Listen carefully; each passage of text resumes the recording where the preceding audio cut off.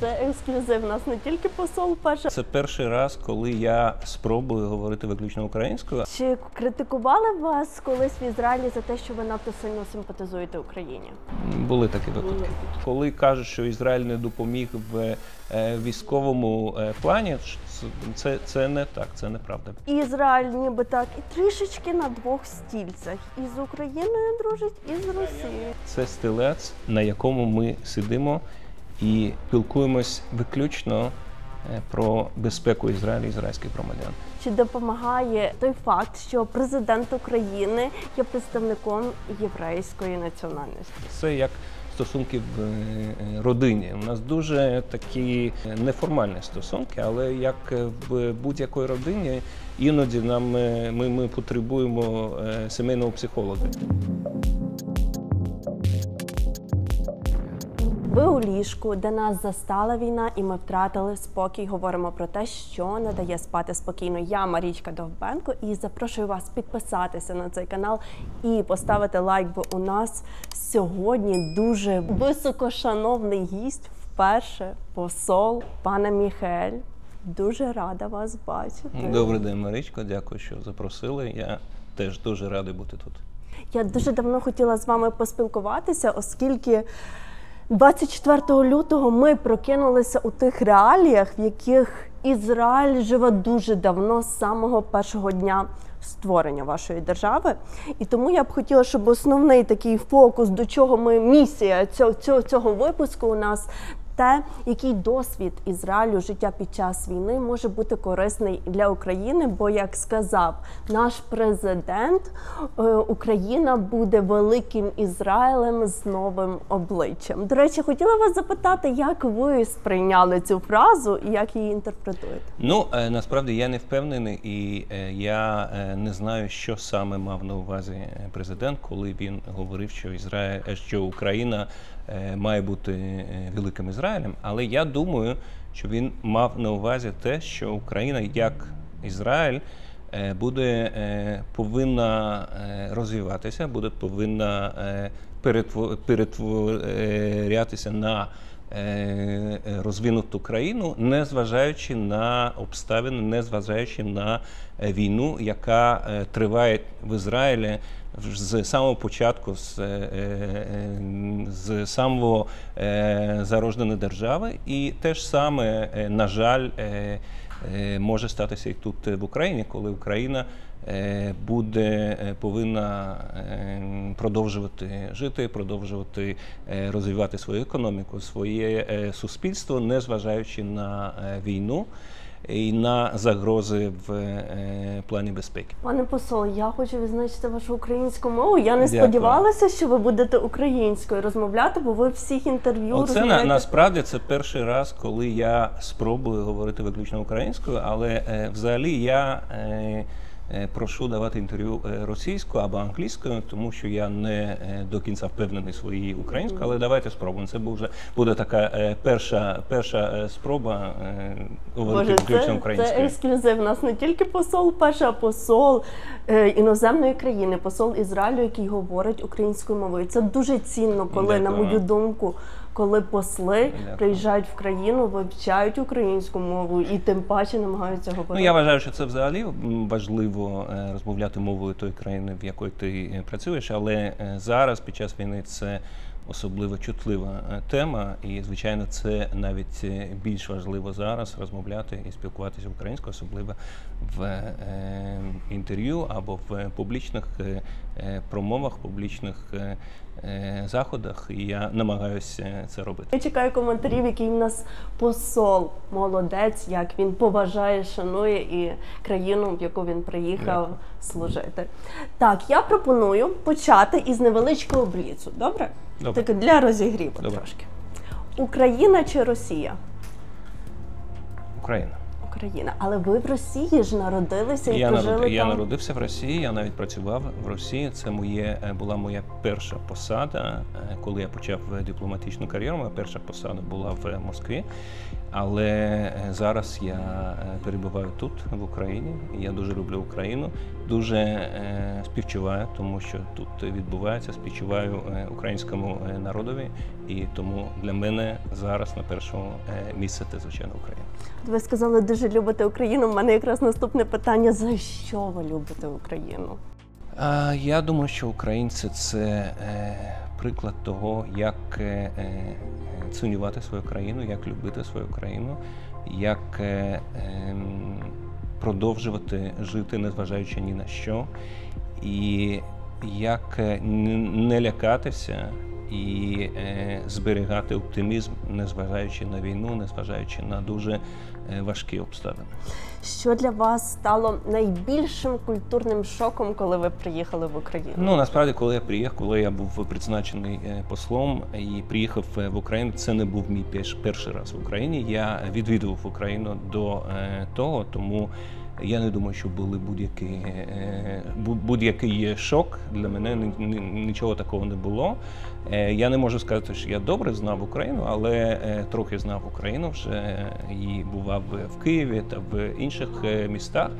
Тому я приїхав і майже все було зрозуміло і все було знайомо.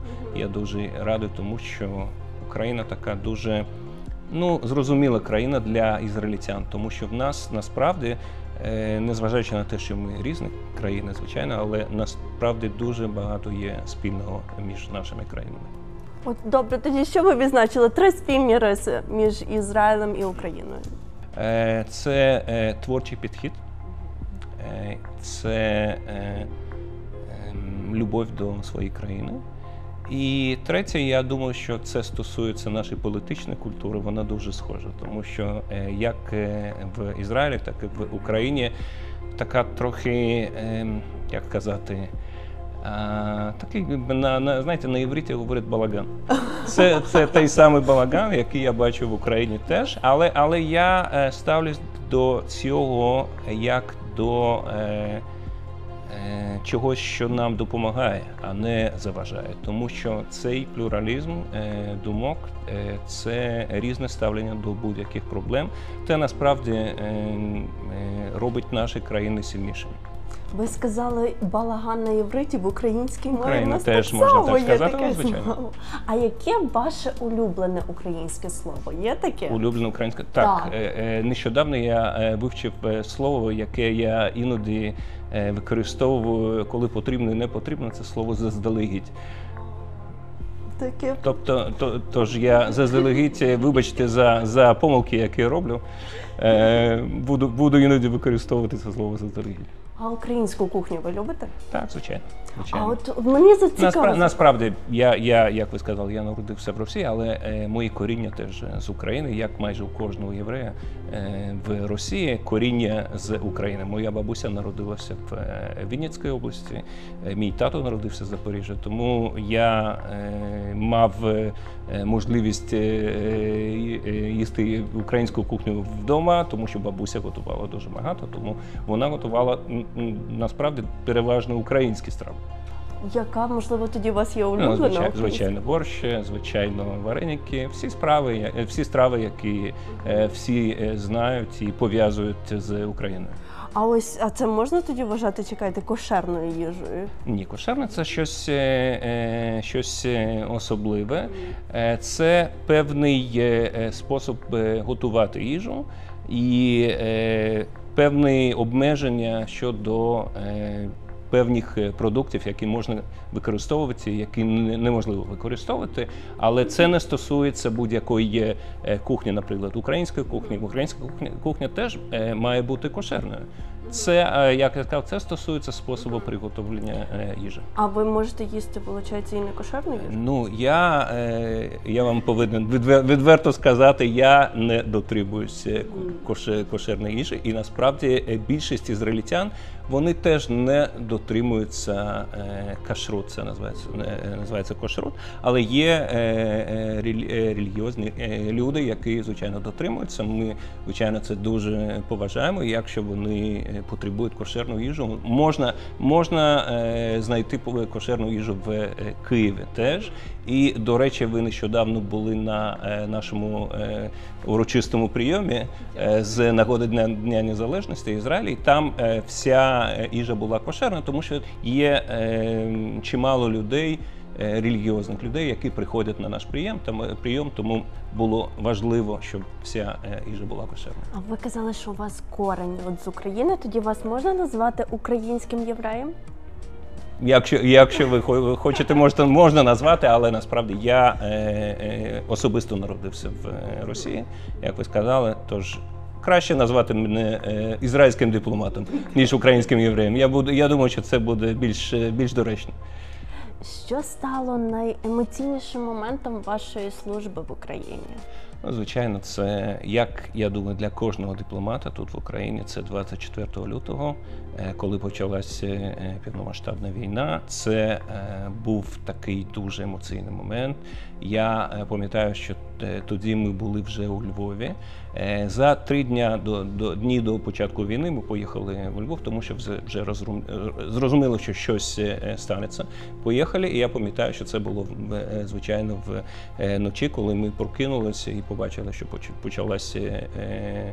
почалося повномасштабне вторгнення. І це, звичайно, був дуже такий емоційний момент. Ми не знали, що робити, але дуже швидко почали працювати передусім над тим, щоб допомогти ізраїльтянам, які тоді ще були тут в Україні, поїхати з України. І це тривало кілька тижнів, коли ми фізично були на кордоні, всі дипломати, і допомагали ізраїльтянам залишити країну і поїхати в Ізраїль. Який найбільший казус, інцидент стався під час вашої роботи як посла в Україні? Що ви маєте на увазі казус або інцидент, чи конфлікт, чи непередбачувана кризова така обставина, де ви не знали, як діяти, і не було правил, за якими є стандартні правила, а тут треба, можливо, було діяти якось інакше? Я вам маю сказати, що нічого стандартного в моїй каденції тут в Україні не було, тому що це взагалі не стандартна ситуація війни. Тому все, що відбувалось протягом цих 3 років, було нестандартно. І насправді я отримав досвід, який майже жодний ізраїльський дипломат не має, тому що немає іншої країни, де б були обстріли балістичними ракетами або дронами, і де б працювали ізраїльські дипломати. Тому це унікальна ситуація, і нічого нормального в цьому, звичайно, немає. З ким із українських політиків вам було найцікавіше і комфортніше працювати, а з ким найбільш складно? Це був виклик такий. Я тут маю ставитися обережно до цього запитання. Я не буду, звичайно, говорити будь-які прізвища. Але взагалі я відчуваю дуже комфортно спілкуватися з політиками, тому що, як я вже казав, політична культура дуже схожа на ізраїльську політичну культуру. І як в Ізраїлі, так і в Україні майже нема цієї дистанції між послами або політиками. І це насправді дуже цікаво. Це може бути тільки в Ізраїлі або в Україні, коли ти зустрічаєшся, наприклад, з будь-яким політиком або міністром, і в кінці цієї зустрічі він дає тобі свій мобільний номер.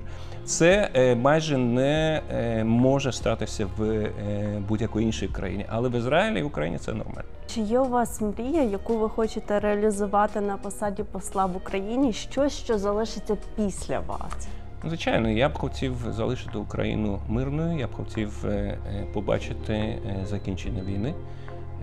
І, звичайно, ви знаєте, що є наша каденція обмежена. І я б хотів, щоб до кінця моєї каденції вже був мир в Україні. У нас це дуже спільна мрія з вами. Так, тоді так. Ще одна спільна річ, яка між нами є. Ви сказали, що ось це у вас унікальний досвід працювати послом в країні, де відбувається така гаряча війна, де ви можете працювати і водночас спускатися, напевно, в укриття. Які ось заходи безпеки у вас є? Ви спускаєтеся в укриття досі? Як це відбувається? Я думаю, що як кожний киянин, як кожний мешканець України, ми робимо те ж саме, що роблять всі інші. Ми спускаємося до укриття.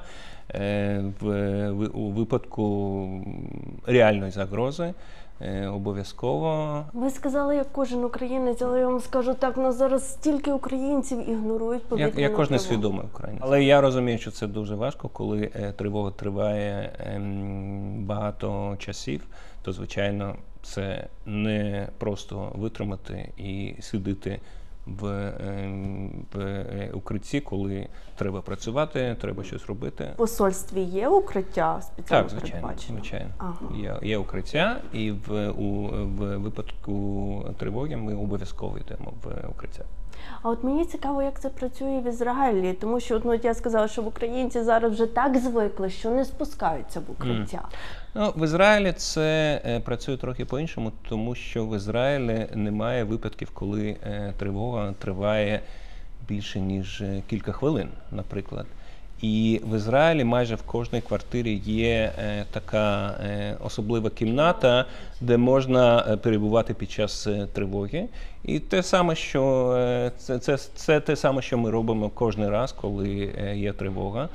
І з цієї точки зору ми теж схожі, тому що майже це дуже цікаво, тому що в моєму мобільному є повідомлення про тривогу в Ізраїлі, повідомлення про тривогу в Україні. І майже одночасно я бачу повідомлення, що оголошена тривога в Ізраїлі, оголошена тривога в Україні.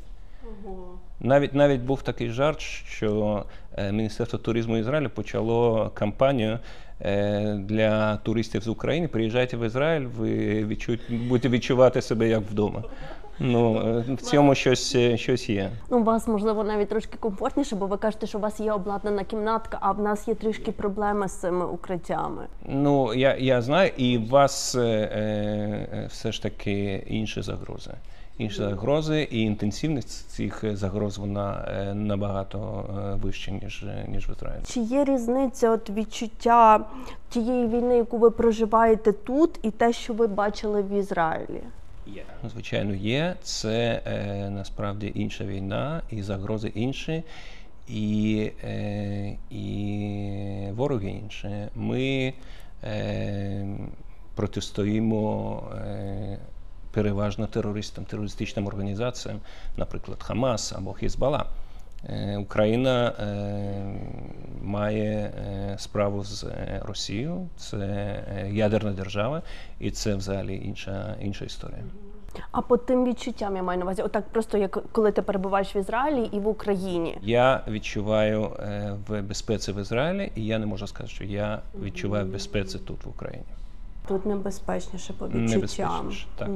Ця система безпеки укриттів, мені здається, що це дуже така комфортна історія, коли ти піклуєшся про громадян і безпеку.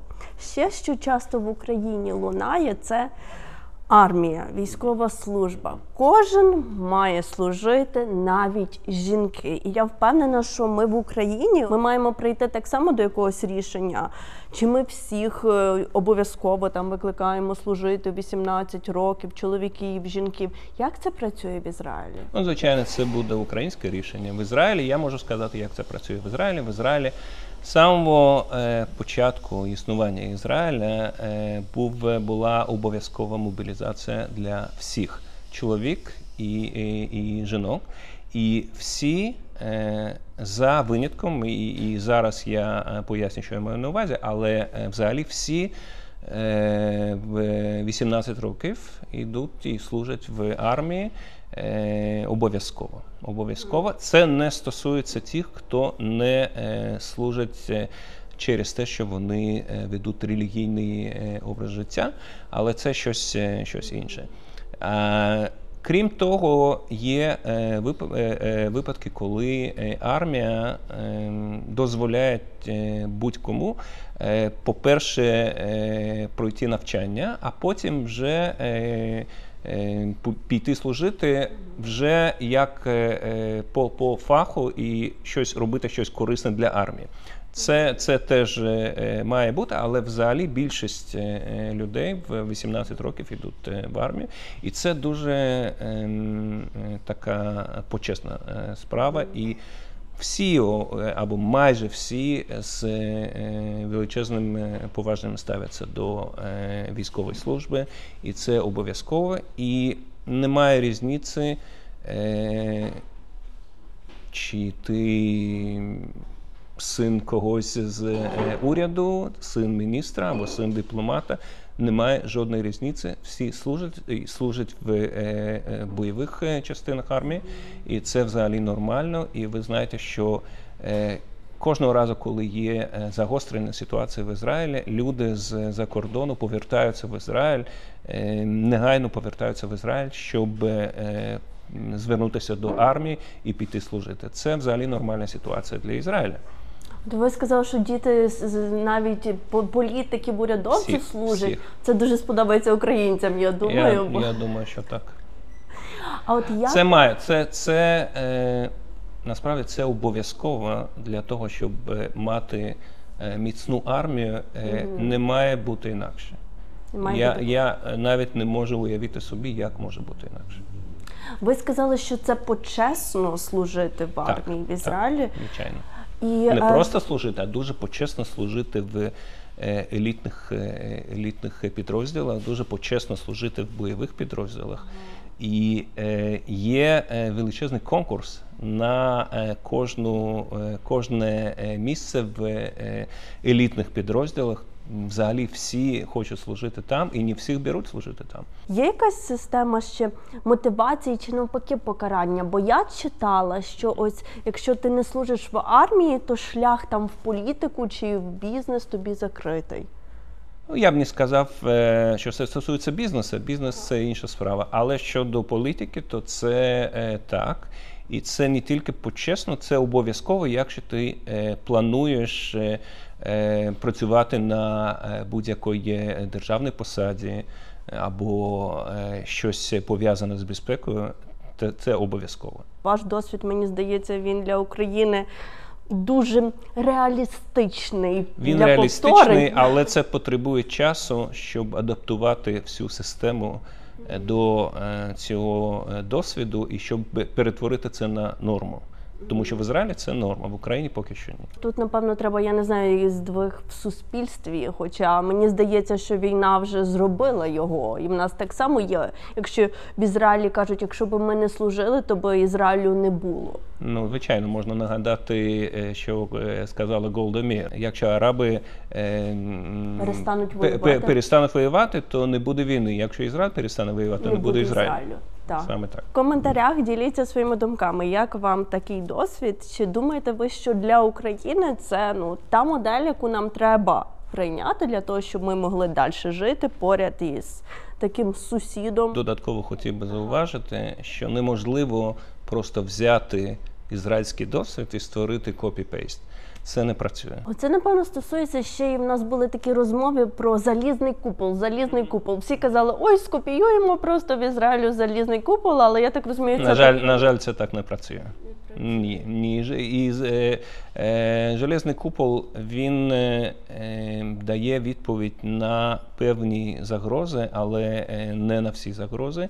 І це стосується переважно таких ракет малого радіусу, а не цих ракет, з якими зараз стикається Україна. Балістичного озброєння це не допомагає і не захищає від балістичного озброєння, на жаль.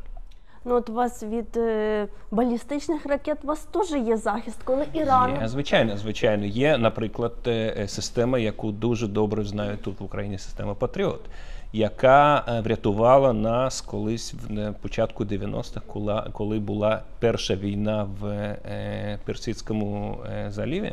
Тож ми отримали від Сполучених Штатів, ми отримали систему Патріот. І, до речі, ці системи зараз знаходяться в Україні. Це ізраїльські системи, які були на озброєнні Ізраїлю в початку 90-х. Ми погодились передати їх Україні. І про це, на жаль, не дуже багато говорили, але коли кажуть, що Ізраїль не допоміг в військовому плані, це не так, це неправда. Ізраїль і в військовому сенсі теж допоміг Україні. Бачите, ви вже випереджуєте нашу розмову. У мене було це питання. Ну, я знав, що ви будете це питати. Ну, крім патріотів, у вас є ще от така прекрасна можливість, що коли до вас, наприклад, летіли ракети з Ірану, їх збивали і Штати, там західні союзники. Коли летять ракети з Росії до України, наші західні союзники кажуть, ми не хочемо бути стороною конфлікту. Так, але не забувайте, що ракети з Ірану літали один день. Тут ракети летять вже майже 4 роки. Це трохи інша справа. Ну, але вони нас навіть не допомогли нам раз збити. Це питання не до мене, це питання до союзників. Але у Ізраїля існують дуже міцні зв'язки з Сполученими Штатами. Ми будували ці зв'язки десятки років. І це потребує часу, це потребує дуже багато зусиль з боку Ізраїля.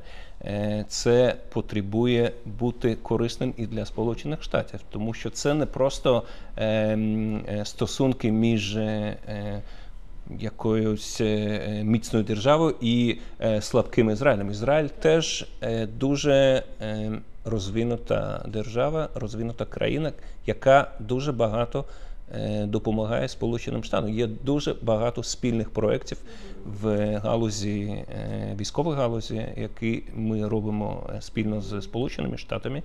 І Сполучені Штати розглядають Ізраїль не як сказати, обузу, а як державу, яка теж, з якою можна будувати партнерські відносини.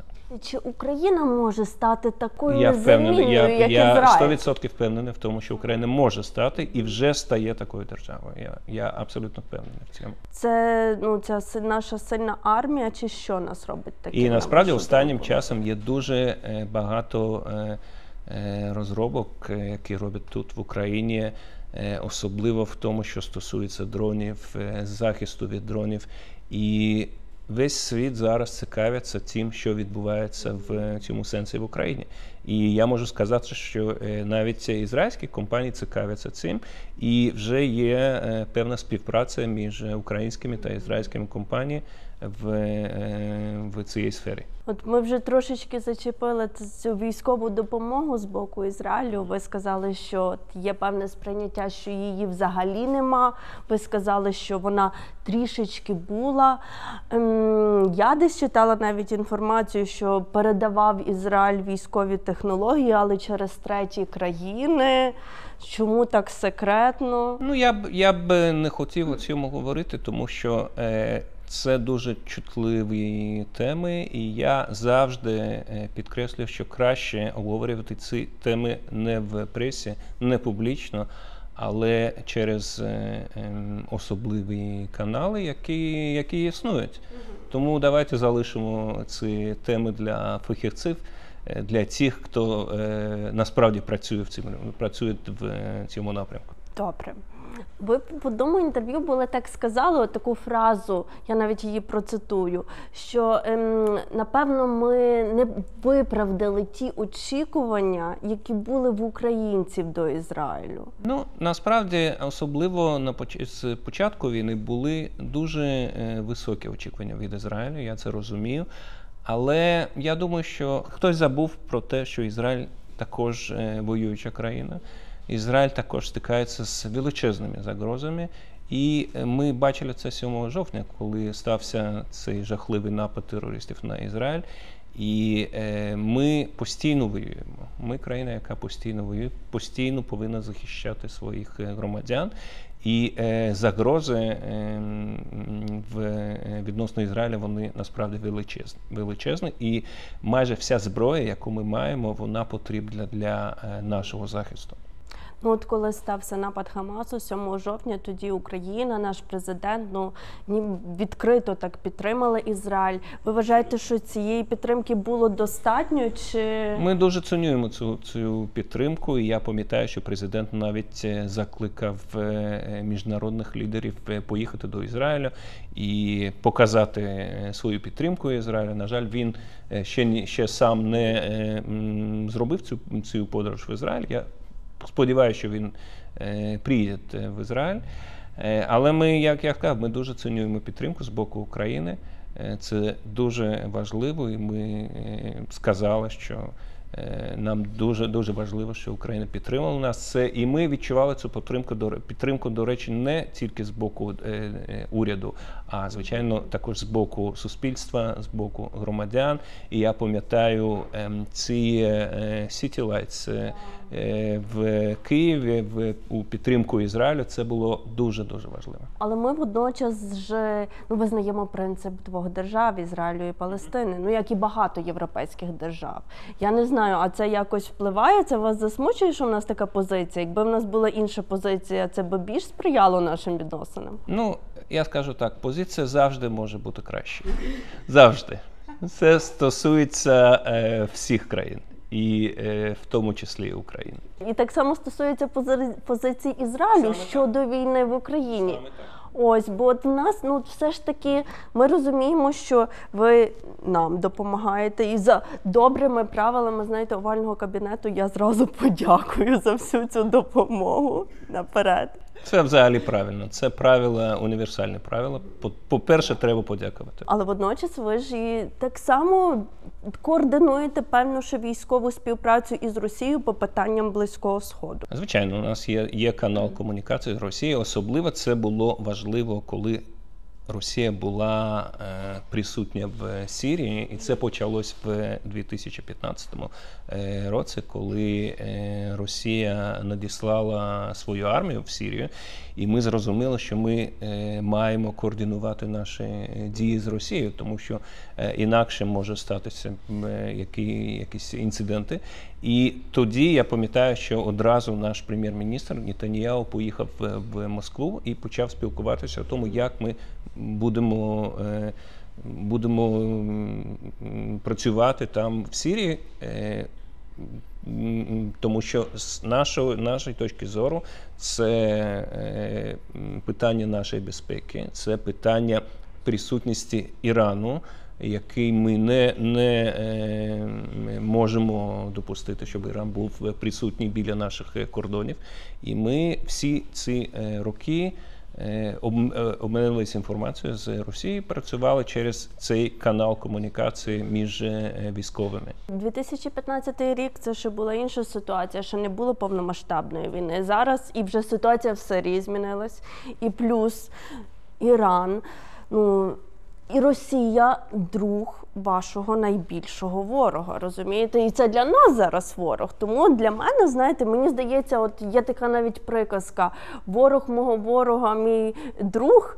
Тобто мені здавалося, що от Україна з Ізраїлем зараз мають бути просто найкращі друзі разом проти і Ірану, і Росії. Росія впливає на Іран, і ми маємо впливати на Росію, щоб вона впливала на Іран і не допомагала Ірану розвивати свою ядерну програму. Тому що це, з нашої точки зору, це це червона черта, червона лінія, яку ми не можемо перейти.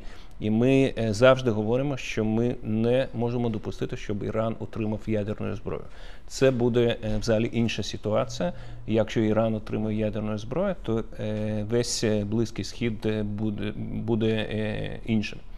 І ми, звичайно, обговорюємо це з Росією постійно, як зробити так, щоб Іран не отримав ядерну зброю. Ізраїль ніби так і трішечки на двох стільцях. І з Україною дружить, і з Росією. Я вам скажу так. Ізраїль на одному стільці, і це наш стілець. Це стілець, на якому ми сидимо і спілкуємось виключно про безпеку Ізраїля і ізраїльських громадян. Тому що загрози Ізраїлю величезні. Ви от країна, яка стикнулася із великою терористичною загрозою, ну і ви хочете, звісно, щоб весь західний світ вам допоміг. І тут же ж ситуація, коли Україна стикнулася... І Україна теж хоче, щоб весь західний світ допоміг, звичайно. Я до того, що якщо от ви хочете, щоб всі стояли на стороні добра, ось, і ми хочемо, щоб всі стояли на стороні. Але от чому ви повністю не можете стати на нашу сторону? Ну тут треба щось підкреслити. З самого початку війни Ізраїль підтримав Україну. Ми голосували в Організації Об'єднаних Націй за Україну постійно, майже постійно. Ось останній раз, але це був, можна сказати, виняток. Ми останнього разу ми проголосували разом з Сполученими Штатами. Це наш найголовніший партнер. І ми вирішили, що нам треба проголосувати разом зі Сполученими Штатами, але во всіх інших випадках ми голосували у підтримку України. І ми надали величезну допомогу Україні, я маю на увазі гуманітарну допомогу з самого початку війни. Що стосується військової допомоги, то я вже сказав, що краще не обговорювати це тут. І додатково є канали зв'язку,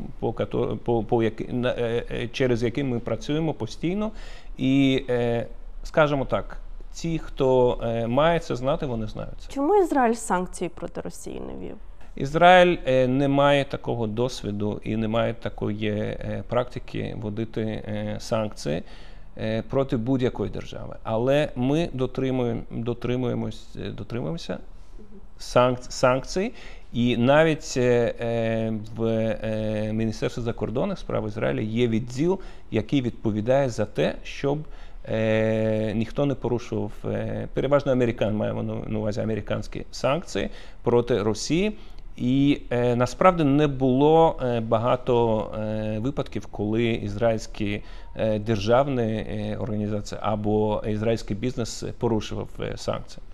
Тому що, по-перше, це не має сенс для них самих, тому що вони розуміють, що це не допоможе їм працювати в Сполучених Штатах, не допоможе їм працювати в Європі, тому вони в більшості випадків вони дотримуються санкцій. Одне питання мушу поставити, яке нещодавно ось так трішки мене обурило як українку. Ваша колега, посол Ізраїлю в Росії, зробила заяву на російському пропагандистському каналі про те, що ось проти героїзації там будь-яких союзників Гітлера, Бандери, Шухевича і визнає великий вклад Червоної армії в перемозі.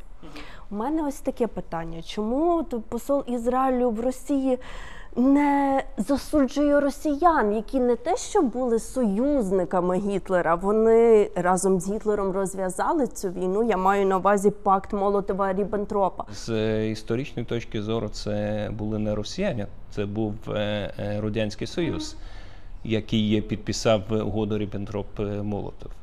Тому... Але Росія визнає себе правонаступником Радянського Союзу. Саме так. Щодо засудження тих, хто підтримував нацистів, я теж робив багато заяв на цю тему, і ви це знаєте. І це наша постійна позиція щодо цього питання, що ми не вважаємо, що ці люди мають бути героями, але це українська справа. Я дуже багато разів говорив це. Це наша особлива точка зору єврейського народу і точка зору Ізраїлю. Що люди, які підтримували ідеологію, які навіть не брали участь, особисто не брали участь в погромах, не брали участь в тому, що відбувалося тут на початку Другої світової війни, але вони підтримували нацистську ідеологію. З нашої точки зору вони не повинні бути героями.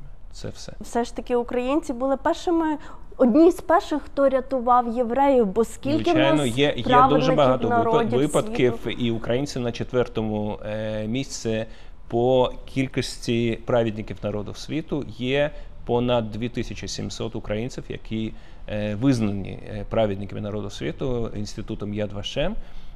Це, звичайно, величезна кількість, і ми це дуже цінуємо. До речі, кожного року ми проводимо церемонію вшанування праведників народів світу. І кожного року ми знаходимо нову інформацію про приклад рятування євреїв під час Другої світової війни. Ну і для порівняння в Росії таких людей 215, чи скільки там 200? Це не означає нічого, тому що в Росії, по-перше, окупація була не такою великою, а по-друге, єврейське населення в Росії було не таким великим, як в Україні. Неможливо це порівнювати, я б не став це згадувати, це взагалі інше питання. Чому в Росії згадувати бідних українців, критикувати, коли є, я вважаю, за що критикувати росіян, які розв'язали цю... Повірте мене, ми дуже багато критикуємо росіян теж.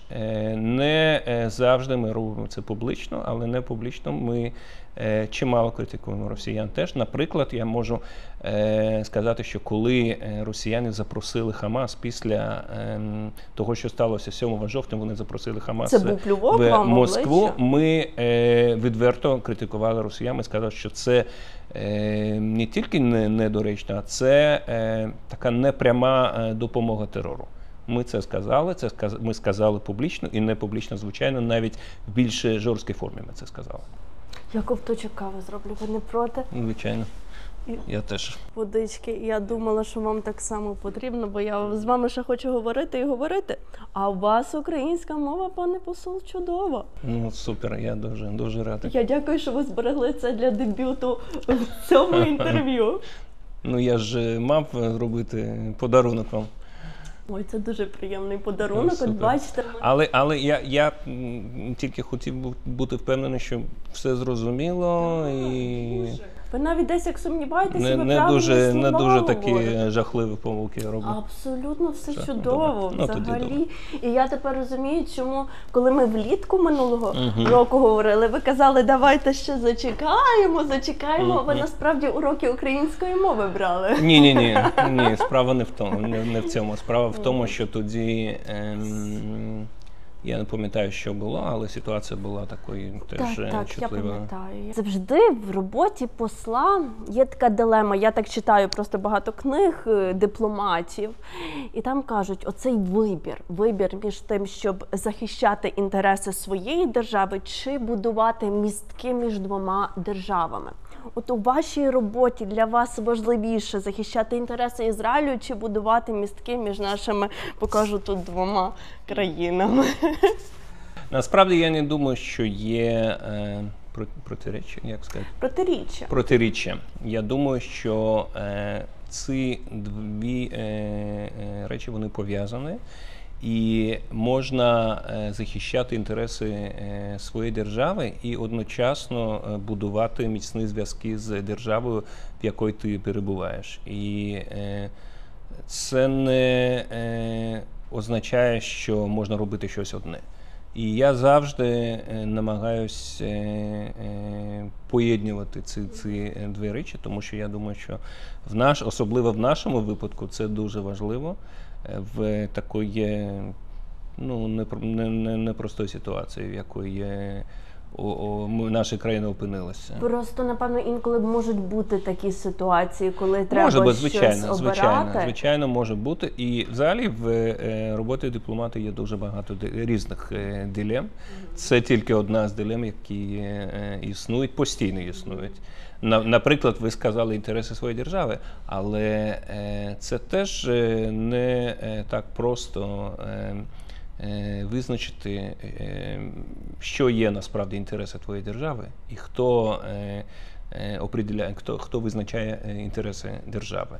Чи це уряд, особливо в демократичній державі, уряд змінюється і політика теж змінюється. Але дипломат, особливо кар'єрний дипломат, повинен передусім спілкуватися і думати про інтереси держави, незалежно від того, хто зараз керує державою, незалежно від уряду. Чи це можливо? Я думаю, що так, але це дуже важко.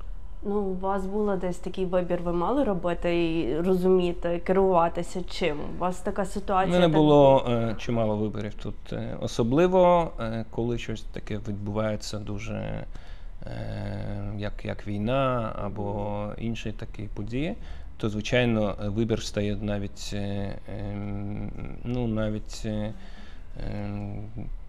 таким дуже непростим. Можете поділитись трошки більше? Не можна. Ні. Ну, у вас, наприклад, напевно, були такі ситуації, коли ви не повністю погоджувалися десь там з політикою Ізраїлю? Звичайно, завжди є. У кожного дипломата є такі ситуації. Чи намагалися ви там десь переконати свою державу? Звичайно, постійно. Ми робимо це постійно, і це стосується всіх дипломатів. Вони завжди намагаються переконати, намагаються впливати на політику своєї держави. І це насправді вони повинні це робити. Чи критикували вас колись в Ізраїлі за те, що ви надто сильно симпатизуєте Україні? Були такі випадки. Так. І що ви відповідали колегам? Ми мали дуже такі непрості розмови з колегами. Я думаю, що в певних випадках я зміг переконати їх, але вони теж мали рацію. Тому це постійний діалог, який ми ведемо з міністерством, з моїми колегами, як правильно ставитися до будь-якої проблеми, звичайно, як правильно ставитися до війни в Україні.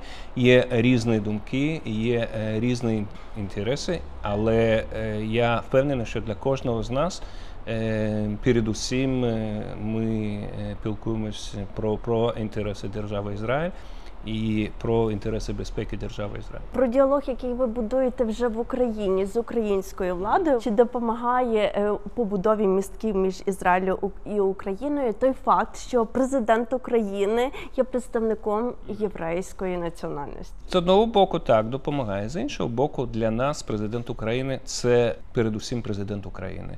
І тільки в другу або третю чергу він людина єврейського походження.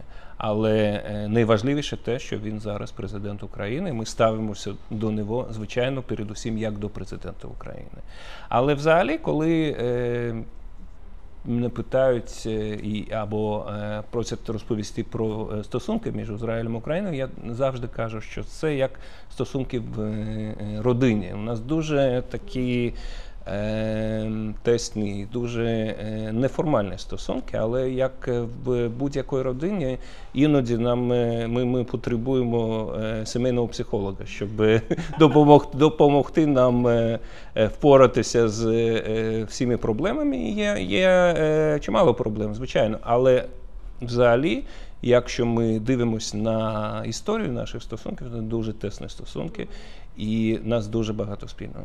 Я боюсь запитати, хто тут виступає цим сімейним психологом. Є різні психологи. Порівняння ваше з родиною, воно дуже цікаво в контексті того, що от глава нашої держави має це коріння. Ну, звичайно, але це не тільки це. Це багаторічна історія. І це факт, той факт, що євреї та українці багато років, століттями жили один біля одного. І це той факт, що в Ізраїлі зараз живуть понад 500 000 вихідців з України, а з іншого боку в Україні є дуже впливова єврейська громада. Все це впливає на стосунки між державами. А яке зараз сприйняття в ізраїльському суспільстві України? Тому що от я читала різну інформацію в медіа, що там що ізраїльтяни підтримують сильну Україну, а там читала, що і Росію вони її підтримують. Більшість я не бачив, останнім часом не бачив цифр, але я знаю, що більшість, це саме, що я відчуваю постійно, що більшість ізраїльтян підтримують Україну. І я пам'ятаю, що коли почалась війна, тисячі ізраїльтян поїхали на кордони України, щоб допомогти біженцям, як волонтери. І досить чимало ізраїльтян приїжджають в Україну і надають тут різну допомогу, переважно у всьому, що стосується реабілітації, психологічної реабілітації. Є багато недержавних організацій, які працюють тут в Україні і надають дуже важливу допомогу українцям. І ще хотів би нагадати, що кілька сотень українських фахівців поїхали до Ізраїлю під час війни і на навчання, різні навчання, але переважно це були навчання щодо психологічної допомоги, реабілітації, і як військовим, так і цивільному населенню. Ви запитали про ізраїльський досвід. Це приклад того, як ізраїльський досвід може допомогти українцям впоратися з наслідками війни. Я рада чути, що ми вже працюємо в цьому напрямку. Звичайно, ми вже з самого початку війни ми працюємо. Про діалог з українською владою ми почали так говорити. Чи була у вас можливість під час війни зустрітися і поспілкуватися із президентом України про ту допомогу, яку Ізраїль може? На жаль, я не спілкувався з президентом, але з оточенням президента і з урядом, з міністрами я спілкувався і спілкуюсь дуже багато. Ми обговорювали напрямки допомоги Ізраїлю. Був, це вже майже 2 роки тому, але був візит нашого міністра закордонних справ в Україну, і ми обговорювали різні напрямки, як Ізраїль може допомогти Україні. І насправді ми допомагали і продовжуємо допомагати Україні не тільки в сфері реабілітації. Я можу нагадати, що ми прийняли в Ізраїлі поранених військових на протезування та реабілітацію. Ми допомогли українським дітям з онкологічними захворюваннями, які поїхали на лікування в Ізраїль, а також надіслали величезну гуманітарну допомогу. Це обладнання, медичне обладнання, це генератори тощо. Ви згадували прийом до Дня Незалежності Ізраїлю, на якому я мала честь бути. Я сподіваюся, що вам все сподобалось. Дуже сподобалося. Що я помітила? Що було дуже мало, практично нікого не було з Офісу президента, крім там позаштатних радників, глави МЗС не було. Але я так розумію, що на таких прийомах якраз очікуються такі люди. Я не пам'ятаю, щоб на будь-якому прийомі було багато представників Офісу президента. Це взагалі нормально, тому що у них є що робити, крім того, щоб ходити на прийоми. Але я вважаю, що рівень гостів був дуже високий, і я дуже вдячний всім, хто прийшов. Я думаю, що ви помітили, що було дуже багато людей, понад 600 гостей, і це насправді говорить о тому, що люди в Україні цікавляться Ізраїлем і з повагою ставляться до Ізраїлю. Я хочу подякувати за локацію для нашого сьогоднішнього інтерв'ю нашим друзям із меблевої фабрики Баса. Баса – це простір для тих, хто розуміє, що стиль – це не про моду, а про спосіб життя. Ви вже сьогодні згадували, що ви голосували в ООН, так як голосував ваш найближчий союзник Сполучені Штати. Останнього разу. Ви точно та країна, яка щаслива, що зараз при владі Дональд Трамп. Трамп заявив про те, що палестинці мають покинути сектор Газа. Ми бачили цей ролик. A brand new light. Feast and dance, the deal is done. Trump Gaza,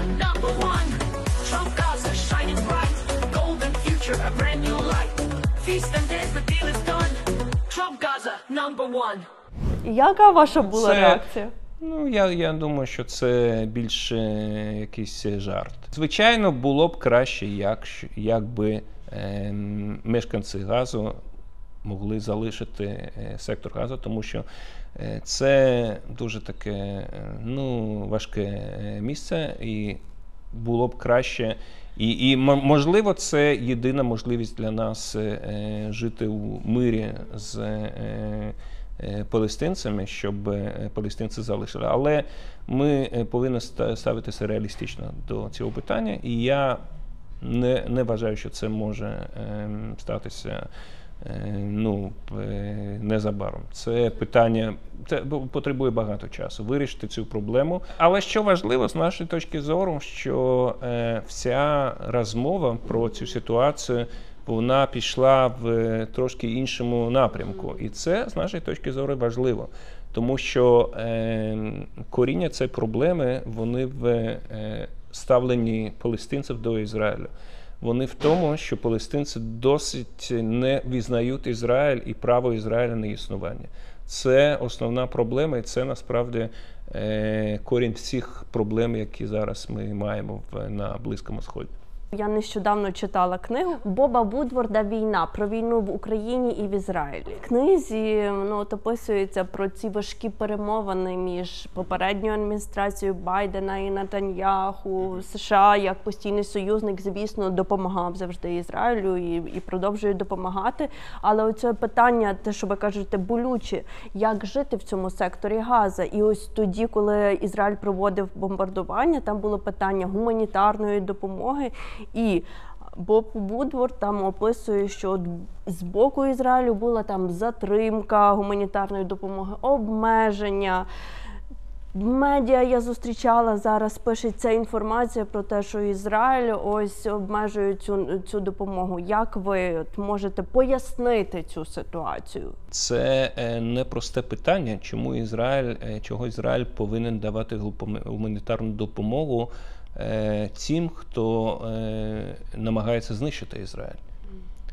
Це взагалі не просте питання. Але незважаючи на це, незважаючи на те, що Хамас досить залишається в секторі Газа, ми надаємо гуманітарну допомогу. І це величезна допомога. На жаль, ті, хто отримує цю допомогу, це Хамас, і вони не надають цю допомогу населенню. Вони контролюють цю допомогу і користуються цим питанням для того, щоб збільшити тиск на Ізраїль.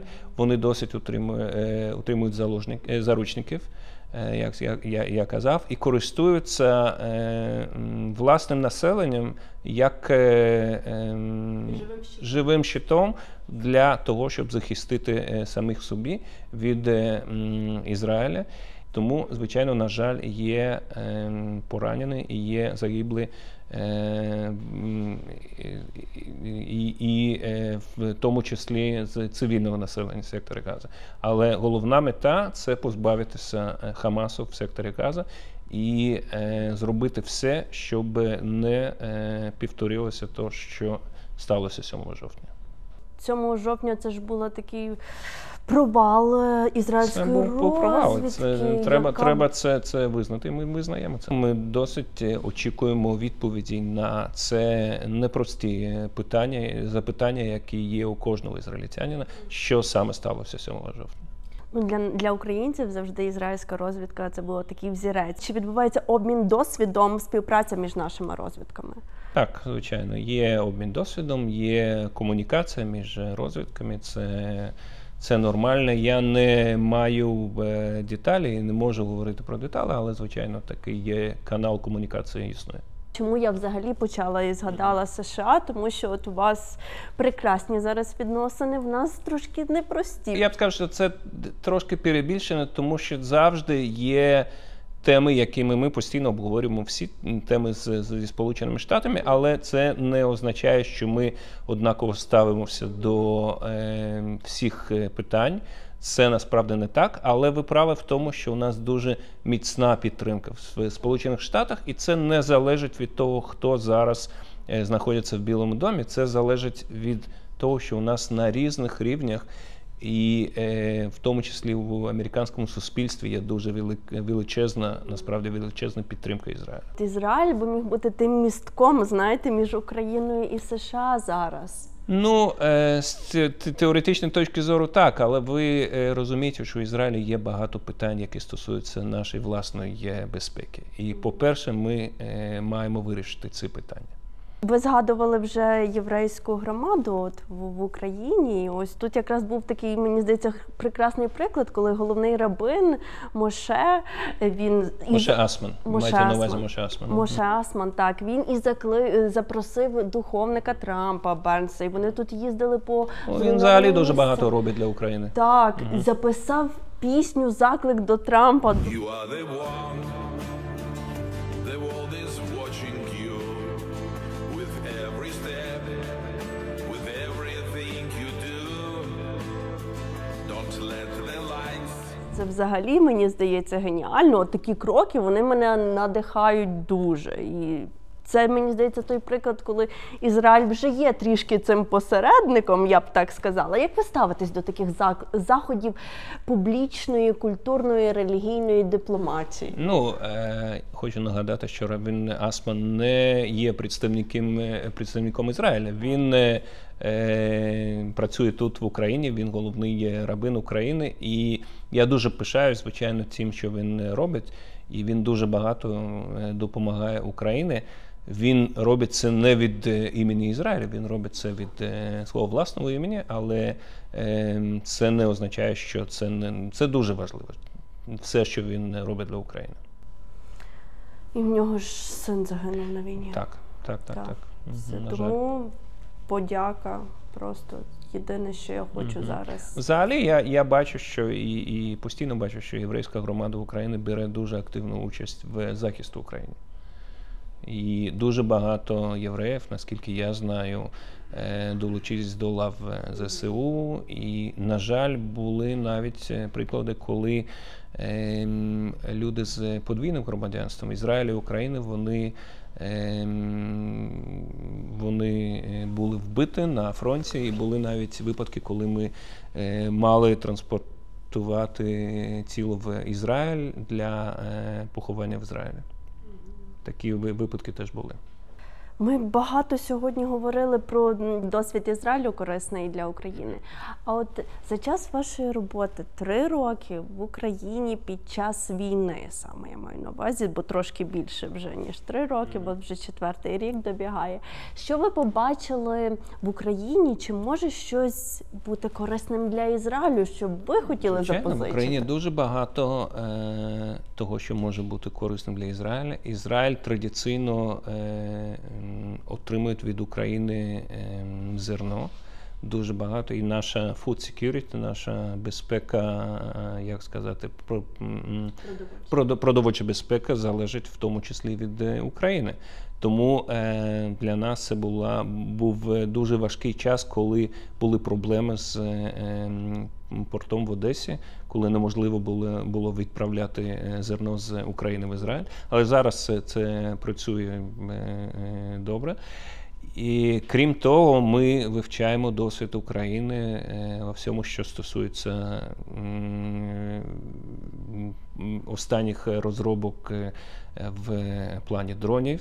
Як я сказав, є обмін досвідом між Ізраїлем та Україною. Це дуже важливо для нас, тому що ми стикаємося зараз з тими самими загрозами, з якими Україна вже стикається більше 3 років. Для нас це нова загроза, тому що досить ми не стикалися з такими загрозами, але зараз терористи, наприклад, Хізбалли, вони користуються тими самими дронами, які використовуються тут проти України. Тому український досвід для нас дуже важливий. От мені б дуже хотілося, знаєте, щоб ми були як держава державі корисні один одному. Ну, ми вже корисні, але я впевнений в тому, що після закінчення війни ми будемо навіть більш корисними, тому що це обов'язково станеться, тому що ізраїльський досвід дуже важливий для України в різних галузях, в різних напрямках. І особливо в тому, що стосується відновлення України після війни, я думаю, що Ізраїль має грати дуже важливу роль. Я вам дякую, по-перше, що я знаю, що ви дуже рідко даєте інтерв'ю, насправді, а українською мовою, так, взагалі, це в нас перше інтерв'ю. Я вам дякую за таку водночас дипломатичну розмову, але і вашу таку відвертість. Дякую вам. пане посол. Дякую, Марічка. І я вже думаю, що ви впродовж цієї розмови написали свої враження та який досвід корисний для вас. Так само підписуйтеся на цей канал, щоб зустрітися скоро знову.